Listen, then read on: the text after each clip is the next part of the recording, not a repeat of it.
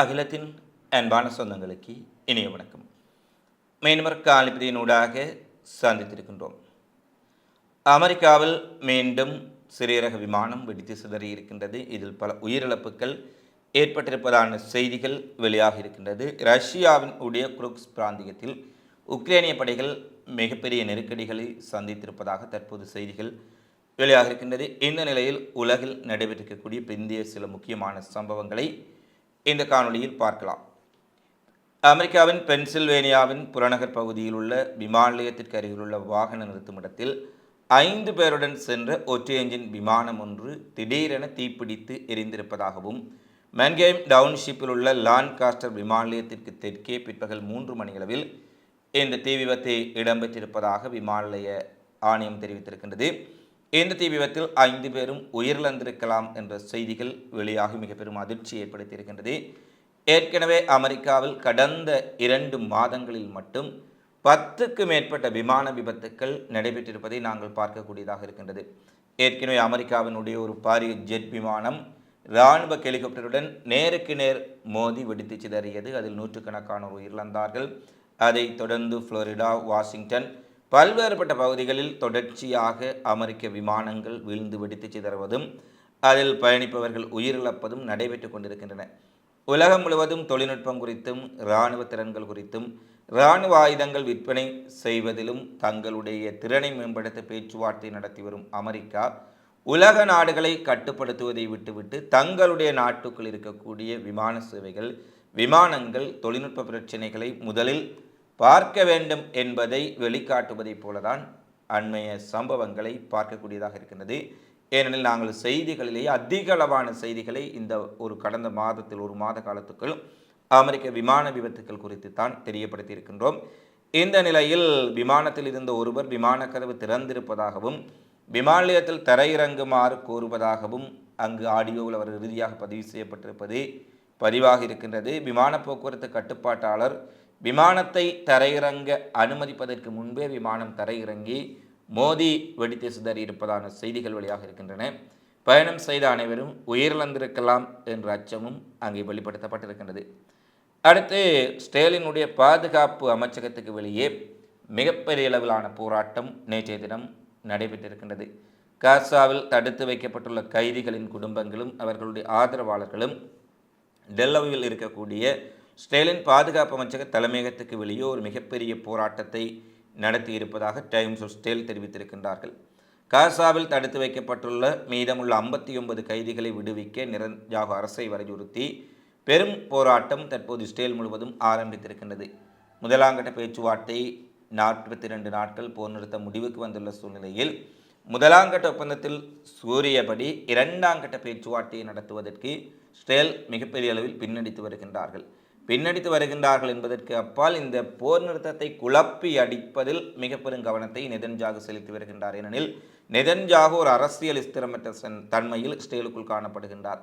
இந்த போரை காரணம் காட்டி தன்னுடைய அரசியல் வாழ்வை அதிகரிப்பதற்கு, அரசியல் அதிகாரத்தை தக்க வைப்பதற்காக, ஒரு சுயலாபத்திற்காக இந்த போரை நடத்தி கொண்டிருக்கின்றார். இதை ஏற்கனவே பலமுறை தெரிவித்திருந்தோம். இந்த சூழ்நிலையில் தான் இதே தற்போது ஸ்டேல் மக்களும் தெரிவிக்கின்றார்கள்.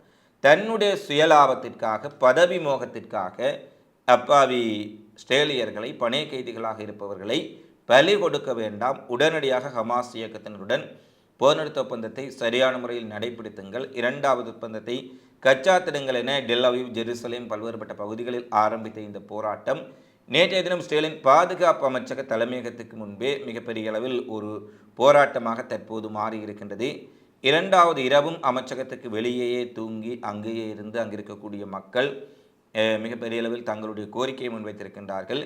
ஏற்கனவே கத்தார் நகர் தோகாவில் பேச்சுவார்த்தையில் பங்கேற்கும் ஸ்டேலிய பேச்சுவார்த்தை குழுவிற்கு முன்னதாக நெதன்யாகு மூத்த அமைச்சரவை உறுப்பினர்களை சந்திக்க இருப்பதாகவும் செய்திகள் வெளியான சூழ்நிலையில் அந்த மக்கள் தற்போது போராட்டத்தை தீவிரப்படுத்தி இருக்கின்றார்கள். எனவே அப்பாவி பணைய கைதிகளின் விடுதலையா அல்லது ஒரு கொடூரமான இனப்படுகொலையாளியின் அரசியல் அதிகாரமா என்ற கேள்வியில் தற்போது இஸ்ரேல் வந்திருக்கின்றது. அடுத்து என்ன நடைபெறப் போகின்றது என்பதை நாங்கள் பொறுத்திருந்துதான் பார்க்க வேண்டும். ரஷ்யாவின் குருக்ஸ் பிராந்தியத்தில் உக்ரைனிய படைகள் மிகப்பெரிய அளவிலான ஒரு நெருக்கடியான சூழ்நிலைக்கு தள்ளப்பட்டிருக்கின்றார்கள் என்ற செய்தி தற்போது வெளியாக இருக்கின்றது. குறிப்பாக ரஷ்ய துருப்புக்களும் அவர்களுக்கு ஆதரவாக குருக்ஸ் பிராந்தியத்தில் களமிறக்கப்பட்டிருக்கக்கூடிய வடகொரிய இராணுவமும் இணைந்து ஒரு குறிப்பிட்ட பிரதேசங்களை கைப்பற்றி இருக்கின்றார்கள். அவர்கள் கைப்பற்றியதில் மிக முக்கியமான ஒரு விடயம், குருக்ஸ் பிராந்தியத்தில் நிலை கொண்டிருக்கக்கூடிய உக்ரேனிய படைகளுக்கு உக்ரேனிலிருந்து வரக்கூடிய சப்ளை செயின் விநியோக மார்க்கத்தை கொண்டிருக்கக்கூடிய பல பாதைகள் அவர்கள் கைப்பற்றிய நகரப்பகுதிகளுக்குள் வந்திருக்கின்றன. அவர்களுடைய கட்டுப்பாட்டுக்குள் ரஷ்ய வடகொரிய படையினருடைய தாக்குதல் காரணமாக உக்ரைனுக்கு விநியோக சங்கிலியை மேற்கொண்ட பல பகுதிகள் அந்த கட்டுப்பாட்டுக்குள் வந்திருப்பதால் 10,000 உக்ரேனிய வீரர்களுக்கான உணவு, குடிநீர், ஆயுதங்கள், இதர வசதிகள், அவர்களுக்கு குறிப்பிட்ட அளவு ஸ்டாக் களஞ்சியம் இருந்தாலும் கூட தொடர்ச்சியாக போர் நடைபெற்று கொண்டிருக்கும் பொழுது உணவாக இருக்கலாம், குடிநீராக இருக்கலாம், ஆயுதங்களாக இருக்கலாம், வெடிமருந்துகளாக இருக்கலாம், ஒரு கட்டத்தில் தீர்ந்துவிடும். எனவே அவர்களுக்கு சரியான விநியோகம் இல்லாது விட்டால் அல்லது வேறு விநியோக வழிகளை உக்ரைன் இராணுவம் கண்டுபிடிக்காது விட்டால் 10,000 இராணுவத்தினரும் ரஷ்ய வடகொரிய இராணுவத்தினரும் சுற்றி வளைப்புக்குள் அகப்படக்கூடிய ஒரு ஆபத்து ஏற்பட்டிருப்பதாக பலரும் தெரிவித்திருக்கின்றார்கள். அவர் ஆபத்தான ஏற்பட்டால் அவர்கள் சண்டையிட்டு முற்றுகை உடைத்து கொண்டு வெளியே வர வேண்டும், அல்லது அங்கு சண்டையிட்டு மடிய வேண்டும், அல்லது ரஷ்ய படைகளிடம் சரணடைய வேண்டும் என்ற ஒரு மிகவும் இக்கட்டான நிலைக்கு உக்ரைன் படைகள் குருக்ஸ் பிராந்தியத்தில் வந்திருக்கின்றார்கள் என்பதுதான் தற்போது வெளியான தகவலாக இருக்கின்றது. ஏற்கனவே ரஷ்யா உக்ரைன் போர் முடிவுக்கு வருமா, சமாதான பேச்சுவார்த்தைகள் நடத்தப்படுமா என்பதெல்லாம் மிகப்பெரிய கேள்விகளாக இருக்கின்ற சூழ்நிலையில் தற்போது உக்ரேனிய படைகள் இந்த குருக்ஸ் பிராந்தியத்தில் சிக்கிக் கொண்டிருப்பது உக்ரைன் இராணுவத்திற்கும் உக்ரைன் அரசுக்கும் கூட பெரும் அதிர்ச்சியை ஏற்படுத்தி இருக்கின்றது. ஏற்கனவே உக்ரைன் அமெரிக்காவின் ஆதரவு இழந்திருக்கின்றார்கள், ரஷ்ய தாக்குதலை தீவிரப்படுத்தி இருக்கின்றார்கள். ஐரோப்பிய ஒன்றிய நாடுகள் உக்ரைனுக்கு உதவுவதாக சொல்லிக் கொண்டிருந்தாலும் உதவும் வகையில் அவர்களிடம் ஆயுதங்கள், ஆயுத களஞ்சியத்தில் இருக்கின்றனவா, அவர்களுடைய திரைசேரியில் நிதி இருக்கின்றதா என்பதெல்லாம் மிகப்பெரிய கேள்விகளாக இருக்கின்றன. டொனால்ட் ட்ரம்பின் பல்வேறுபட்ட அறிவிப்புகளால் நேட்டோ தடுமாறி கொண்டிருக்கின்றது. இந்த நிலையில் வடகொரியா ரஷ்ய இராணுவத்தினரின் முற்றுகைக்குள்ளும் 10,000 இராணுவத்தினர் சிக்கிக்கொள்ளும் அபாயம் ஏற்பட்டால் உக்ரைன் இராணுவத்திற்கு இது மிகப்பெரிய பின்னடைவை ஏற்படுத்தும் என்பதுதான் பலருடைய கருத்துக்களாக இருக்கின்றது. அடுத்து ஜெர்மனியினுடைய கம்பர்க் விமான நிலையத்தில் நேற்று சுமார் 300 விமான சேவைகள், 100க்கு மேற்பட்ட 300 விமான சேவைகள் நிறுத்தப்பட்டிருப்பதாக, ரத்து செய்யப்பட்டிருப்பதாக செய்திகள் வெளியாக இருக்கின்றன. குறிப்பாக 10 விமானங்கள் மட்டும் சேவையை மேற்கொண்டிருக்கின்றன. விமான நிலைய ஊழியர்கள் அங்கு மிக பெரும் போராட்டத்தில் ஈடுபட்டிருக்கின்றார்கள். அவர்கள் வெளிநடப்பு செய்திருப்பதால் விமான நிலையத்தில் மிகப்பெரிய ஒரு சிக்கலான நிலை ஏற்பட்டிருப்பதாக ஜெர்மனியின் கம்பக் விமான நிலைய அத்தாரிட்டி தெரிவித்திருக்கின்றார்கள்.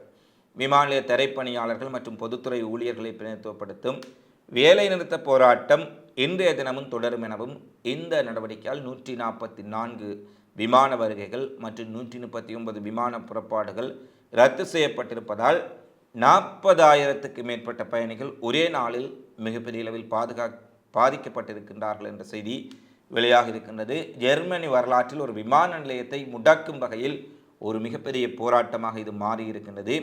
குறிப்பாக இந்த தொழிற்சங்க நடவடிக்கை உள்ளூர் விடுமுறை நாட்களில் பயணம் செய்கின்ற பயணிகளுக்கான போக்குவரத்தை கடுமையாக சீர்குலைக்கும் என்று விமான நிலைய ஆணையம் தெரிவித்திருக்கின்றது.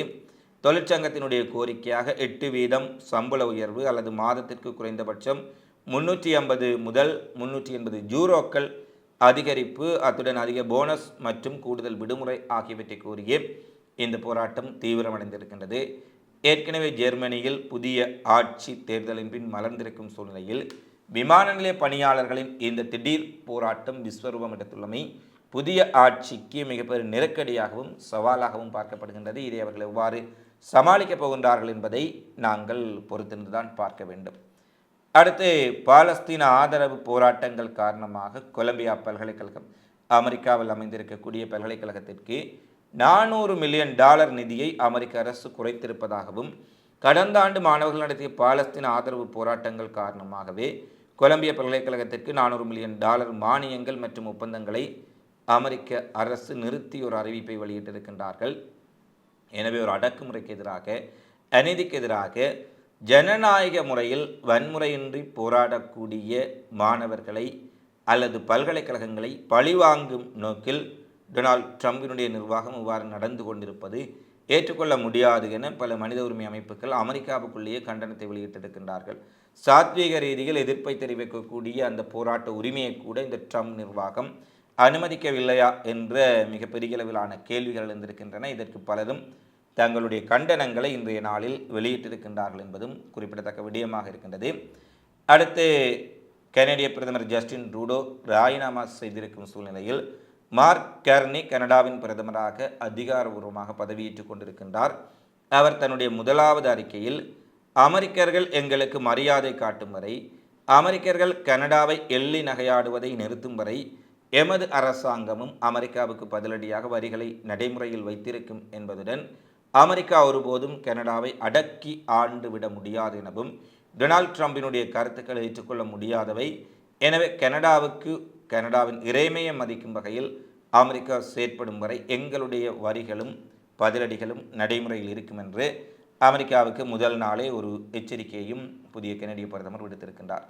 இவை தற்போது உலகரங்கில் நடைபெற்றிருக்கக்கூடிய மிக முக்கியமான சம்பவங்களாக பதிவாகி இருக்கின்றன. தொடர்ச்சியாக உலகெங்கும் நடைபெறும் செய்திகளை உடனுக்குடன் தெரிந்து கொள்ள அகில மீடியாவோடு இணைந்திருங்கள். எங்களுடைய தொடர்ச்சியான காணொளிகள், செய்திகள் உடனுக்குடன் வெளியாகக்கூடிய அப்டேட்ஸ் அறிந்து கொள்ள அகில மீடியா அகிலம் என்பவற்றின் காணொளிகளுக்கான லிங்க் அகில மீடியா டீம் வாட்ஸ்அப் சேனலில் இணைந்து கொள்வதன் ஊடாகவோ அல்லது அகில மீடியா ஃப்ரெண்ட்ஸ் என்ற நண்பர்கள் குழுமத்தில் வாட்ஸ்அப் குழுமத்தில் இணைந்து கொள்வதன் ஊடாகவோ நீங்கள் உடனுக்குடன் அந்த செய்தி பதிவுகளை பெற்றுக்கொள்ள முடியும் என்பதையும் தெரிவித்துக் கொள்கின்றோம். இந்த காணொலி பதிவு தொடர்பிலான உங்களது மதிப்பான கருத்துக்களை தவறாமல் கமெண்ட்ஸில் பதிவிடுங்கள் என கேட்டுக்கொண்டு மீண்டும் அடுத்த காணொளியில் உங்களை சந்திக்கும் வரை உங்களிடமிருந்து விடைபெறும் நான் உங்கள் அன்பின் சாந்தரு. வணக்கம்.